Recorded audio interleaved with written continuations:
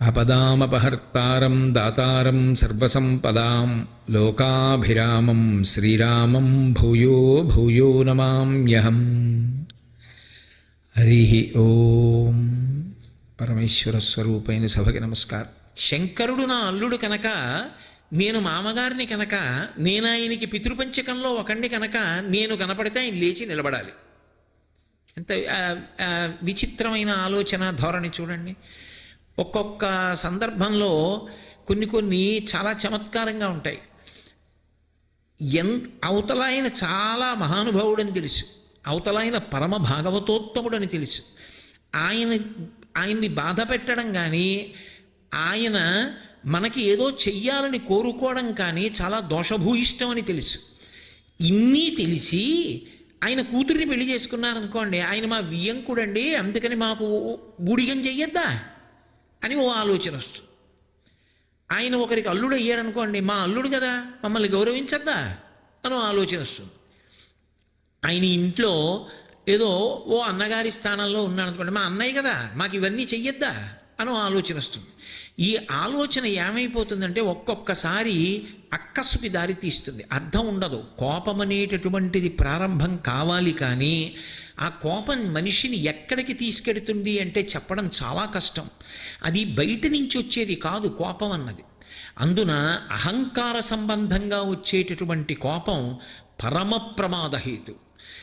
నా అంతటి వాణ్ణి నేను అని మీరు ఒక భావనని పెంచుకోవడం అన్నది జరిగిందనుకోండి, అది ఎప్పుడూ ఇమడనివ్వదు, ఎక్కడా ఇమడనివ్వదు. నేనింతటి వాణ్ణి అన్న భావన ఒకటి నాకు ఏర్పడిపోయింది అనుకోండి, నేను సభలోకి వెడితే నన్ను ముందు కూర్చోబెట్టాలి, నేను దర్శనానికి వెడితే నాకు ముందు దర్శనం ఇప్పించాలి, నేను ఎవరింటికన్నా వెడితే అందరూ అగ్గగ్గలాడిపోవాలి, అయ్యి బాబోయ్ ఆయన వచ్చారు రెండని కూర్చోబెట్టాలి. నేను ఓ సభలోకి వెళ్ళి ఓ కుర్చీలో కూర్చుని ఉపన్యాసం వినలేను. నేను ఓ గుడి దగ్గరికి వెడితే 10 మందితో పాటుగా వరుస క్రమంలో నిలబడి దర్శనానికి వెళ్ళలేను. ఎందుకంటే ఏదో ఒక అంశ పెట్టుకుంటాడు, నా ఎందు విభూతి ఉంది కాబట్టి నేను చాలా గొప్పవాణ్ణి. ఇది ఎక్కడ వరకు వెళ్ళిపోతుందంటే, భగవంతుని యొక్క దర్శనానికి వెళ్ళినప్పుడు కూడా ఈ చీడ విడిచిపెట్టదు. ఆయన కన్నా ఏ విషయంలోనూ నువ్వు అధికుడవు కావు. ఆయన అనుగ్రహం నిన్ను అలా నిలబెడుతోంది. ఆయన దర్శనానికి వెళ్ళేటప్పుడు పరమ వినయంతో వెళ్ళాలి నేను అన్న స్పృహ కూడా కలగనివ్వదు. కలగనివ్వకపోతే ఏం చేస్తుందంటే, అడుగు పెట్టిన దగ్గర నుంచి వెంట తరుగుతోంది కదా భూతంలాగా, తనని ఎవరో ఏదో అన్నారు అవమానించారనేటటువంటి క్రోధం ఒకటి లోపల బయలుదేరుతుంది. అది కానీ పట్టుకుందా, అది దీర్ఘకాలికమైందా, వెంటనే ఆపలేకపోయాడా, ఉత్తమే క్షణకోపస్య మధ్యమేద్ఘటికాద్వయం అధమేశ్యాదహోరాత్రం పాపిష్టే మరణాంతకః క్రుద్ధ పాపం న కుర్యాత్కః క్రుద్ధో హన్యాద్గురూనపి క్రుద్ధ పరుషయామాచ నరం సాధు నధిక్షిపేత్ అంటారు వాల్మీకి మహర్షి రామాయణంలో. ఒక్కసారి క్రోధానికి వశపడిపోయినటువంటి వాడు పెద్దల్ని కూడా చంపేస్తాడు. ఆ క్రోధానికి హద్దు ఉండదు, నోటితో ఏం మాట్లాడుతున్నాను ఉండదు, ఎలా ప్రవర్తిస్తున్నాను ఉండదు. కాబట్టి ఆ అహంకారం అనేటటువంటిది లోపల ఏర్పడిపోతే అసలు అందులో ఉండేటటువంటి తత్వాన్ని మరిచిపోతాడు. మరిచిపోయి అక్కరలేనటువంటి అహంకారం అంతా వచ్చేస్తుంది. మీరు చూడండి, ఎంతో ప్రేమగా మాట్లాడుకుంటారు. ఇంత ప్రేమగా మాట్లాడుకున్న వాళ్ళు పెళ్ళికి ముందు తీరా పెళ్ళి జరుగుతుంటే, ఇప్పుడు చాలా తగ్గింది, పూర్వం చాలా పెళ్ళిళ్ళల్లో వియ్యపురాలు అన్నం తిందాం. ఎందుకు తిందంటే కారణం వెతుక్కుంటారు, ఏదో ఒకటి వెతుక్కుని అన్నం తినడం మానేస్తారు. అక్కడి నుంచి ఏమిటంటే అందరూ వెళ్ళి పిల్లని బతిమాలినట్టు బతిమాలాలి, బతిమాలి తీసుకురావాలి, బొంగమూతి ఎట్టాలి. ఏమిటి, ఆ ఇద్దరికీ పిల్లాడు పుడితే నేను తాతని వాడు తాత, మా ఆవిడ అమ్మమ్మ అయితే ఆవిడ నాయనమ్మ, వాడు ఒకవేళ నాకు కొడుకు అనుకోండి, నేను తాత ఆయన తాత, మా ఆవిడ నాయనమ్మ అయితే ఆవిడ అమ్మమ్మ. ఇద్దరూ అదే సంతోషాన్ని పొందుతున్నాం కదా, వాళ్ళిద్దరూ కలిసి కాపురం చేస్తున్నప్పుడు ఆ అవగాహన ఉండదు. అయ్యో మేము దెబ్బలాడుకుంటే ఆ పిల్లలు ఎలా సంతోషంగా ఉంటారు, అసలు మేము కదా పెద్దవాళ్ళం కలిసిమెలిసి ఉండాలి ముందు, అసలు ఆ సర్దుబాటు ఉండదు. వియ్యపురాలంటే అన్నం మానేస్తేనే వియ్యపురాలు, అన్నం తింటే వియ్యపురాలు ఎందుకు అవుతుంది? అంత అర్థం లేని ఏమిటి, ఆ క్షణంలో ఆ పెళ్లిపీటల దగ్గరే ఆ హౌలంతా ఆ తర్వాత ఆ హౌలున్న వాళ్ళని పిలిచేది ఉండదు, పెట్టేది ఉండదు, ఎలాగో బద్దలైపోతాయి సంబంధాలు. అందుకే చాలా కుటుంబాల్లో ఆ వ్యవస్థ అలా ఏడుస్తోంది. కాబట్టి అహంకారం అనేటటువంటిది అంత ప్రమాదకరమైనటువంటి లక్షణానికి తీసుకెడుతుంది. ఎప్పుడో జరిగిపోయిన కథ అని అనుకోకండి. ఎక్కడైనా సరే భగవత్ సంబంధమైన కథలో చెప్పబడేటటువంటి వ్యగ్రతలు మన జీవితానికి దిద్దుకోవడానికి సాధనాలు. అమ్మవారిని కూతురుగా రమ్మని ప్రార్థించినవాడు అమ్మవారు కూతురుగా వస్తే వరసకి పరమశివుడు అల్లుడయ్యాడంతే. అది దానివల్ల నువ్వు ఒక అభ్యున్నతిని పొందావు, అంతేకాని పరమశివుడు మీ కాళ్ళు పడతాడనే దాని అర్థం. పరమశివుడు కాళ్ళు పడితే నువ్వు తరిస్తావా? అసలు ఆయనకి ఏం అభ్యంతరం ఉండదు, పటమటే పడతాడు. కానీ అదే ధోరణి, అదే ఉండవలసిన అహంకారం. అంత అహంకారాన్ని పొందాడు శంకరుడు. ఆయనకు ఒక లక్షణం ఉంది. ఆయన ఏం చేస్తాడంటే, అప్పటికి వరసకి పెద్దరికంలో ఉన్నాడు దక్ష ప్రజాపతి, కానీ నిజానికి ఆద్యంతములు లేనివాడెవరు ఈ సృష్టిలో? శంకరుడు. ఆయనకి ఆద్యా అంతమా? పరమాత్మస్వరూపం ఆయన. అయినప్పుడు ఆయన లేచి నిలబడ్డారనుకోండి, నిజంగా ఆయుక్షీణం అవుతుంది దక్ష ప్రజాపతికి.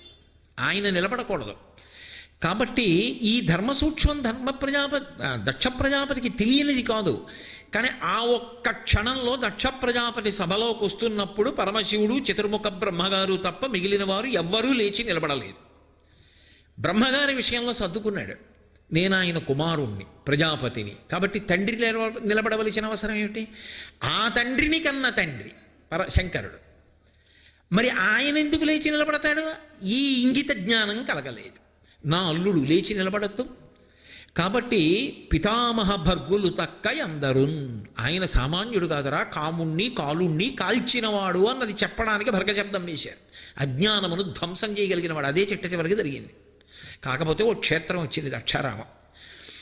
కాబట్టి ఇప్పుడు ఆయనకి ఎక్కడ లేని ఆగ్రహం వచ్చింది. భగవంతుడి విషయంలో ఉండే చమత్కారం ఏమిటంటే, ఈశ్వరుణ్ణి నిందించడానికి వాక్యములు సరిపోవు.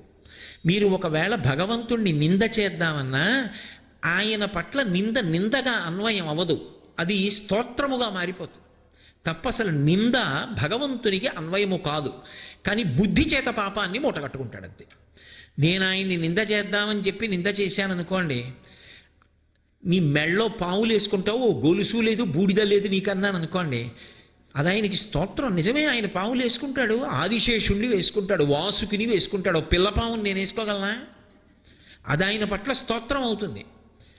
కానీ నా బుద్ధి చేత, నేను ఏ బుద్ధితో ఆయన అన్నానో ఆ బుద్ధి చేత పాపాన్ని సంక్రమింపజేసుకుంటాను. కాబట్టి అసలు పరమేశ్వరుణ్ణి నింద చేయడానికి వాక్కులకు అవకాశము లేనేలేదు. కానీ ఆయన ఏదో ప్రయత్నం చేశాడు, రకరకాల విశేషణాలు చెప్పి అలాంటివాడు ఇలాంటివాడు అన్నాడు. ఆయన వస్తున్నటువంటి వాడు వరుసకి మామగారు, కానీ తాను లేవకూడదు, ధర్మసూక్ష్మం ఉంది. పెద్దవాడు, లోకమునకు అంతటికీ కూడా అసలు ఎప్పుడు వచ్చినవాడో ఆయన ఆద్యంతములు తెలియవు. పార్వతీ కళ్యాణం చివరిలో నారదుడు చెప్తాడు ఆ విషయం.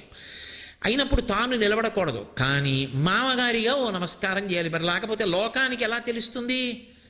లోకానికి ధర్మాన్ని నేర్పడానికి ప్రయత్నిస్తుంటాడు ఎప్పుడు శంకరుడు. అందుకే ఖట్వాంగి అని ఆయనకో నామం. ఖట్వాంగి అంటే చేతిలో మంచం కోడు పట్టుకు తిరిగాడు కొన్నాళ్ళు. ఎందుకు మంచం కోడు పట్టుకు తిరగడం అంటే, ఒకప్పుడు చతుర్ముఖ బ్రహ్మగారు అహంకరిస్తే 5వ తల గిల్లేశాడు. ఆ 5వ తల గిల్లేస్తే బ్రహ్మకపాలం చేతిని పట్టుకుంది. బ్రహ్మహత్యాపాతకం దోషభూయిష్టము సుమా అని లోకానికి చెప్పడానికి ఆ మంచం కోడు పట్టుకుని కొంతకాలం తిరిగాడు కాబట్టి ఖట్వాంగి అనో నామం వచ్చింది. నిజంగా ఆయనకి పాతకాలు అవి అంటుకుంటాయా? రామచంద్రమూర్తి వచ్చిందే రావణ సంహారానికి, బ్రహ్మహత్యాపాతకం అంటుకుంటుందా? అయినా లోకానికి ఓ ధర్మం నేర్పాలి. రామేశ్వరంలో శివలింగ ప్రతిష్ఠ చేశాడు. అలాగే పరమేశ్వరుడు కూడా ఖట్వాంగి అని చేతిలో మంచం కోడు పట్టుకుని కొంతకాలం తిరిగాడు భిక్షాటన చేస్తూ. నీ చేశాను కదా, నువ్వు చేశావంటే నీ తిరిగినట్టు నువ్వు జరుగుతావా? కాబట్టి చేయకు అని లోకానికి ప్రాయశ్చిత్త ధర్మం ఎంత కష్టంగా ఉంటుందో చెప్పడానికి పట్టుకుని ఒక నామాన్ని సంతరించుకున్నాడు. అలా ఆయన కూడా ఏం చేస్తాడంటే నారాయణ దర్శనం చేసి నమస్కరిస్తాడు. ఎవరు నారాయణుడు? ఆయనే. ఆయనకి నారాయణుడికి అభేదం. నామముల చేత వేరవుతారు కానీ తత్వము చేత ఒక్కటే అవుతారు. ఏదో అభినవ విద్యాతీర్థ మహాస్వామి వారు చెప్పినట్టు, ఈయనకి తులసీదళం, ఆయనకి మారేడు దళం. ఆయన మానాథుడు, ఈయన ఉమానాథుడు, అంతే తేడా తప్ప ఇద్దరూ ఒకటే. అసలు తత్వతః తేడా ఎందుకు ఉంటుందండి? లక్ష్మీదేవి యొక్క నామాలు పరిశీలిస్తే నవదుర్గాం మహాకాళీం బ్రహ్మ విష్ణు శివాత్మికాం అని చదువుతున్నావా? నవదుర్గాం మహాకాళీం పరమశివుని యొక్క ఇల్లాలని జరుగుతున్నావా? వెంటనే గుండెలు బాధేసుకుంటావా? దానికి తత్వాన్ని చూస్తారంతే. కాబట్టి తత్వతః ఉండేటటువంటిది ఒక్కటే స్వరూపం ఉంటుంది. ఆ ఒక్క స్వరూపం మూడు లోకములకు, మూడు మూర్తులకు, మూడు కాలములకు మూలమగుచు భేదమగుచు తుదిక భేదమయ్యొప్పారు బ్రహ్మమనగ నీవే ఫలనయన అంటారు పోతన గారు. అది ఒక్కటే స్వరూపం. కాబట్టి అటువంటి శంకరుడు అవతల వారిలోని నారాయణునకు గుప్త నమస్కారం చేస్తాడు. కాబట్టి ఆయన చేసిన తప్పేం లేదు. కానీ ఈయనకి అహంకారం వచ్చింది. కోపం వచ్చిన వాడికి ఉండే లక్షణం ఏమిటో తెలుసా? మీరు కూడా కలియబడ్డారనుకోండి, వాడు సంతోషిస్తాడు. అదో విశేషం. మరి కోపంలో మనం ఎవరన్నా కోపడ్డాం అనుకోండి, వాడు కోపడ్డాడు అనుకోండి, వీడో 10 వాడో 20 అని ఆఖరికి ఇద్దరిని ఎవరో వెనక నుంచి వచ్చి నడువుల మీద చేతులేసి వీడిని ఇట్లాగేసి వాడిని అట్లాగేసి ఎవరింట్లో వాడు పోయాడు అనుకోండి, కొంత తృప్తి. నేనన్నాను వాడన్నాడు. వీడు ఎంతన్నా అవతలవాడు ఏమంటలేదు అనుకోండి, వీడికి మండిపోతుంది. ఏమిట్రా ఇన్నన్నా ఏమి అండం అని. అదే జరిగింది అక్కడ. ఆయన ఎందుకండం?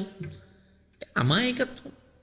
బిడ్డడు దక్ష ప్రజాపతి ఏం తెలియదు, అహంకారగ్రస్తుడయ్యాడు. అహంకారం దెబ్బతింది, కోపం వచ్చింది. కోపం వచ్చింది, ఏదో మాట్లాడుతున్నాడు. దానికి నేను కోప్పడితే ఇంకెలా? ఇంకా శివుడు ఎందుకు అవుతాడు? శివుడు అన్న మాటే కాదు, ఆయనకొక్కడికే ఒక బిరుదునామం ఉంది, సదాశివ అని. ఈశాన సర్వ విద్యానాం ఈశ్వర సర్వభూతానాం బ్రహ్మాధిపతిర్బ్రహ్మణోధిపతిర్బ్రహ్మా శివో మే అస్తు సదాశివో. సదా బ్రహ్మ, సదా విష్ణు ఇటువంటి పేర్లు లేవు. సదాశివ. సదాశివ అంటే ఎల్లప్పుడూ మంగళప్రదుడే, ఆయన యందు అవగుణములు వ్యక్తము కావు అని అర్థం. నేను చెప్పట్లేదు, వేదం చెప్పింది.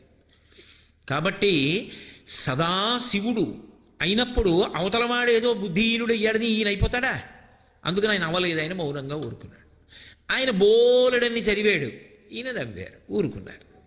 కానీ ఇప్పటికీ లోకంలో అక్కర్లేని విషయం ఉంటుంది. శంకరుడు ఊరుకున్నాడు, నందీశ్వరుడు ఊరుకోలేదు. అసలు వాళ్ళు బాగుంటారు, అనుజన కూడా అల్లరి ఎక్కువగా ఉంటుంది. కాబట్టి నందీశ్వరుడు లేచి దక్ష ప్రజాపతి అలా అన్నాడని దక్ష ప్రజాపతి మీద కోప్పడ్డాడు. దక్ష ప్రజాపతిని అంటున్నాడని కోపం వచ్చి దక్ష ప్రజాపతి తరపున భృగువు లేచి ఆయన కోప్పడ్డాడు. అసలు పరమశివుడు బాగానే కూర్చున్నాడు. భృగువు నందీశ్వరుడు యొక్క అల్లరి ఎక్కువైపోయింది. అయిపోయి పరస్పరం శాపాలు కూడా ఇచ్చేసుకున్నారు. ఈయన అబ్బో చాలా బాగా దెబ్బలాడుకుంటున్నారే అని లేచి చక్కగా వెళ్ళిపోయాడు. వెళ్ళిపోయిన వాడి మనసులో అది కానీ నిలబడిందనుకోండి, ఎవరికి చెప్పాలి? వెళ్ళి వెంటనే ఇంటి దగ్గర దాక్షాయణికి చెప్పాలి. మీ నాన్నగారు ఇవాళ ఏం చేశారో తెలుసా? ఇంత అల్లరి చేశారో సభాముఖంగా. అందులో అహంకారము ఎంత ప్రమాదకరమైన దెబ్బతీస్తుందో అవమాన భావన కూడా అంతే దెబ్బతీస్తుంది. అందులో ఒక్కడు ఉన్నప్పుడు అన్నాడు అనుకోండి, నేను పట్టించుకోనండి, 10 మందిలో అన్నాడు అంటాడు, సభలో అన్నాడు కదా. అప్పుడు శంకరుడు ఎంత నొచ్చుకోవాలి? అసలు ఆయన మనసులోకి వెళ్ళలేదని గుర్తు ఏమిటంటే ఆయన ఇంటికి వెళ్ళి ఏమీ చెప్పలేదు. ఎలా ఉన్నాడో అలాగే ఉన్నాడు. కనీసం అదేంటండి మీరు అలా ఉన్నారు ఇవాళ అని కూడా ఆవిడ అడగలేదు. అడగలేదంటే అలా అడగడానికి అవకాశం ఇవ్వలేదు. అంత మాత్రం చేత ఆయన అలా ఉంటే తప్ప తెలుసుకోలేని అమాయకురాలు ఆవిడ కాదు. అలా అయితే ఆవిడ సర్వజ్ఞ ఎందుకు అవుతుంది? ఆవిడికి తెలుసు.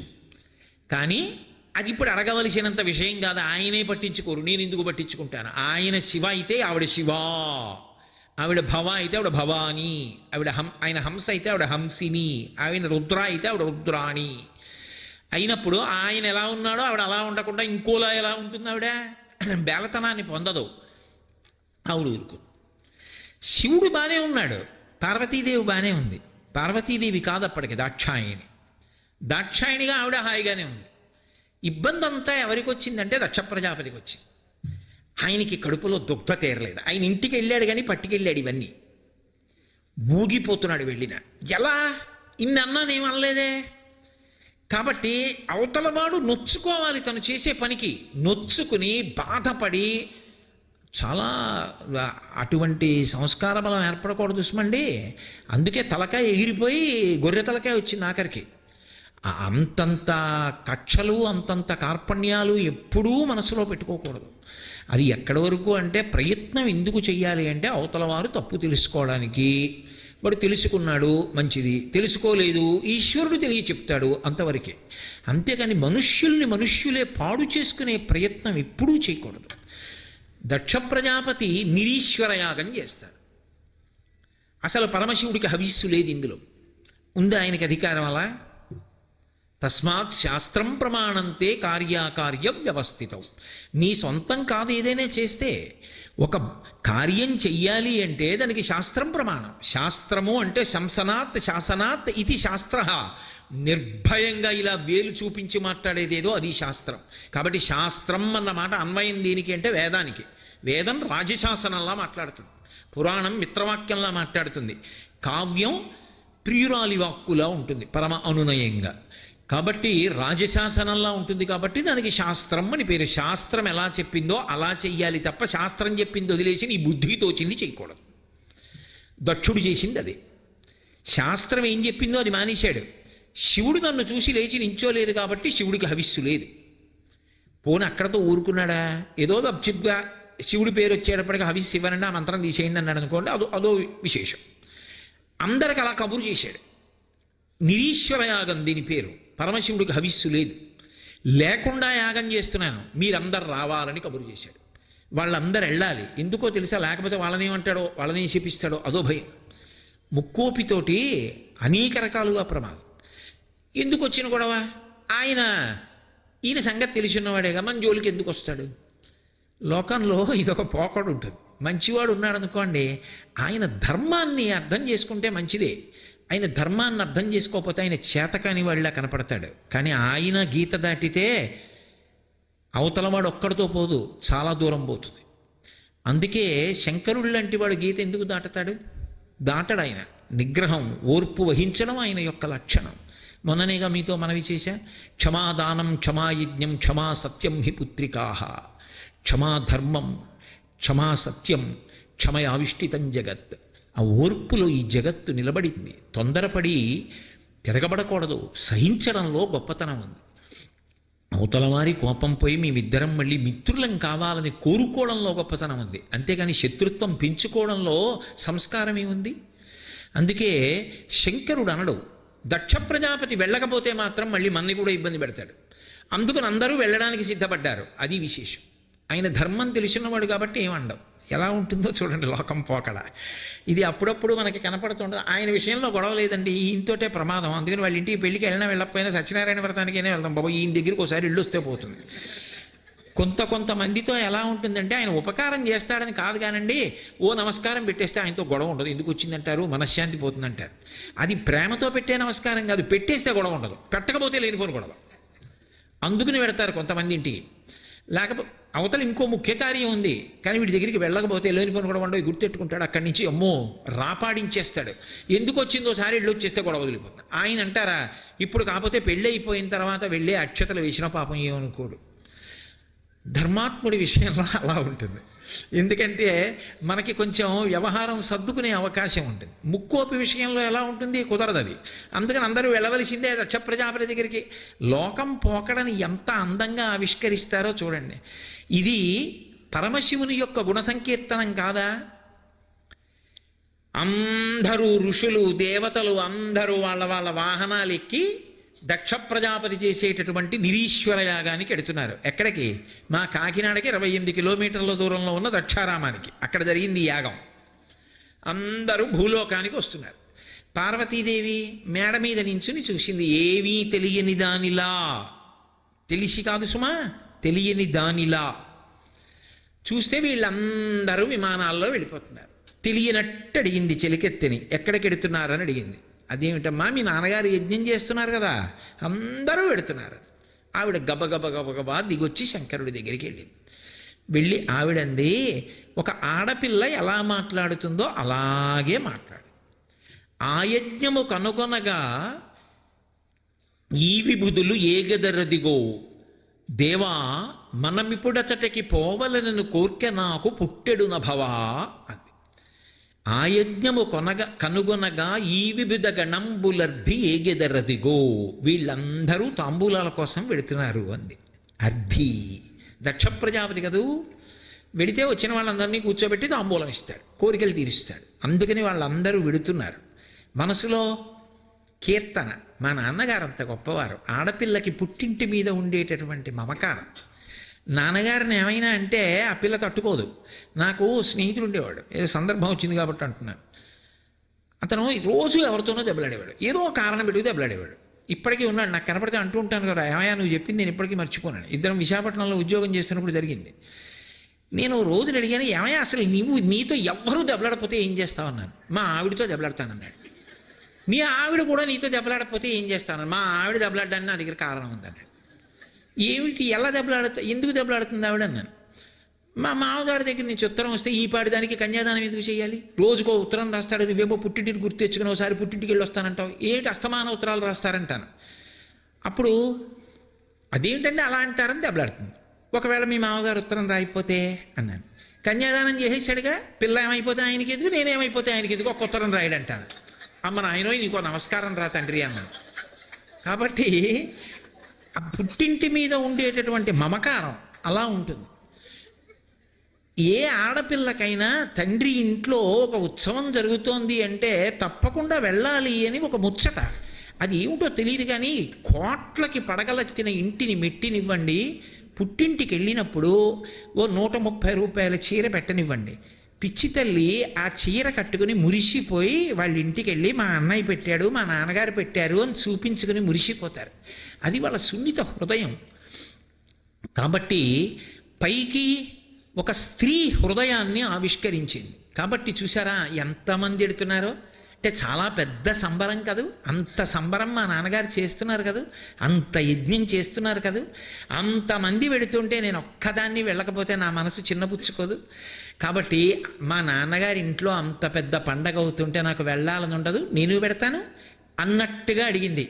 కావున ఆయజ్ఞమునకు ఈ వివిధ గణంబులర్ధి ఏగెదరదిగో దేవా మనమిప్పుడచటికి పోవలనను కోర్కె నాకు పుట్టెడు నభవా. పరిపూర్ణంగా ఒక ఆడపిల్లలాగే మాట్లాడింది. నేను వెడతానని లేదు, మనమిప్పుడు.